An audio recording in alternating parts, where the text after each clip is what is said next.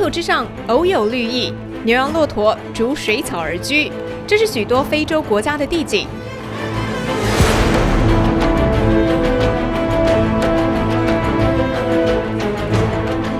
但这块土地很不一样，索马利兰。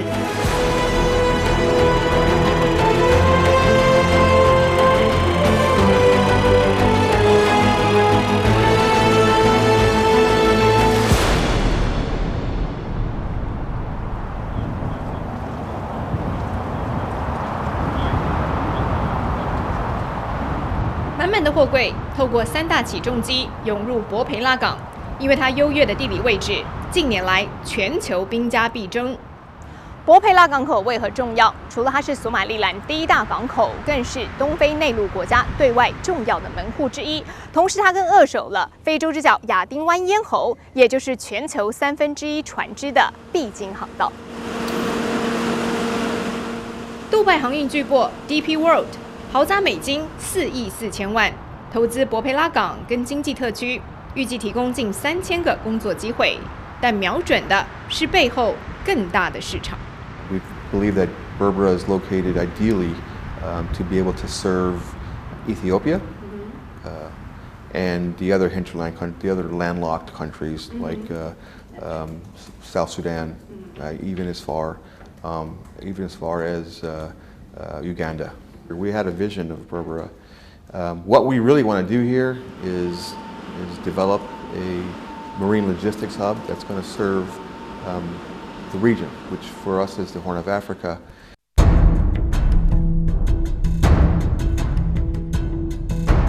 北滨亚丁湾跟也门隔海相望，连接中东跟非洲，让博培拉有机会跟吉布地一拼非洲之角最重要的海运吞吐口。但近代的索马利兰却是个在全球地图上被消失的国家。虽然有自己的人民、领土跟政府，但因为与邻国索马利亚的主权争议，历经血腥内战后宣布独立，至今却不被国际承认。You wouldn't imagine this city was leveled to the ground by the military and the artillery and the bombarding, and the people of Somaliland and then flew to Ethiopia. They became refugees. They lost everything. And at the end, we have decided to come back and fight for our country, which, thanks God, we succeeded in, and we formed our first democratic and independent government in 1991. Since then, we have had so many elections. That was done peacefully. That was done one person, one vote, and it was very successful. 即便政经情况与治安比索马利亚更稳定，但因为国际间的一所原则，扼杀了索马利兰的外交空间。类似的外交处境，台湾感同身受，决定在2020年在索马利兰设立全球第1个以台湾为名的驻外代表处。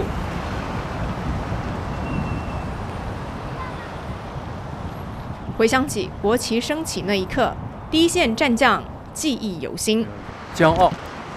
然后我那时候举手是选文人的那个礼啊，他们充满着感动，对。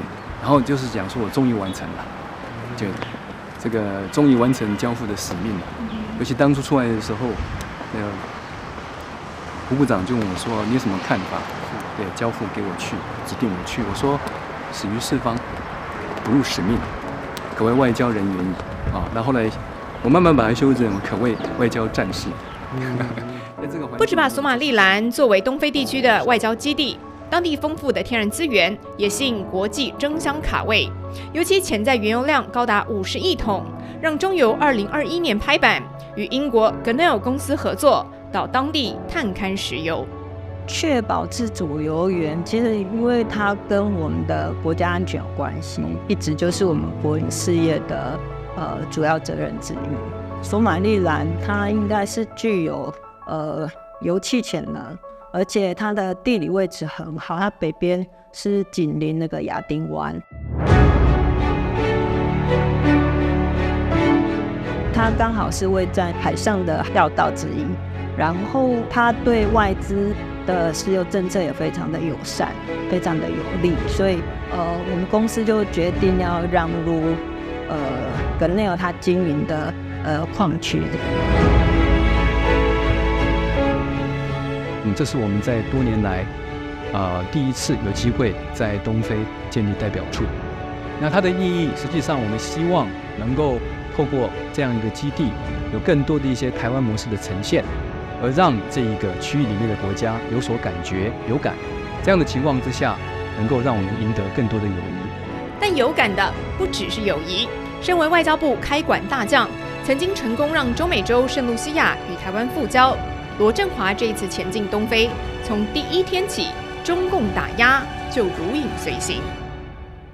我在2020年我们开馆以来，实际上他们也都有不断的想利用一些人道援助的场合，然后利用就是这个国家的相关的一些可能面对的一些内部的问题，它有一些对我们的这边的威胁，也还有就是说他们想要利用他们既有的一带一路的一些合作的计划，然后延伸到这个地方来，或者有一些假着商务之名，而实际上是遂行他们政治事实的。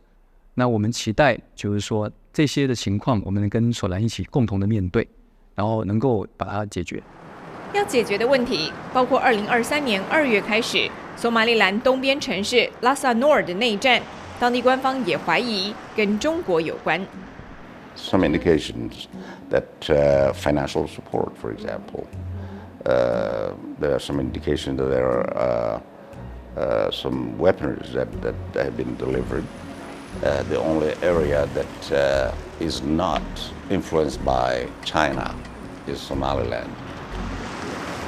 是在3月份，习近平在两会之后，他的政治的情况内部底定之后，实际上他已经有越来越多的这样的对外的外交政治作战，或在美中的竞争的架构之下，那世界各国都必须要走向 either democracy 或者 autocracy。台湾我们也知道，在欧美国家、在美国、在理念相近国家的协助之下，我们有捍卫本土的决心，同时有一些我们的分享。那我们希望能够投射到这个区域里面来，然后在未来在非洲进行协防跟共同作战。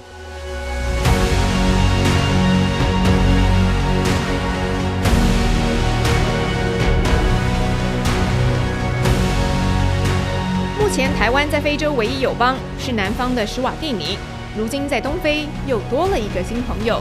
除了在全球战略位置布局上截断中共“一带一路”美梦，未来台湾更渴望利用索兰新模式，摆脱一中紧箍咒，在外交上找出新蓝海。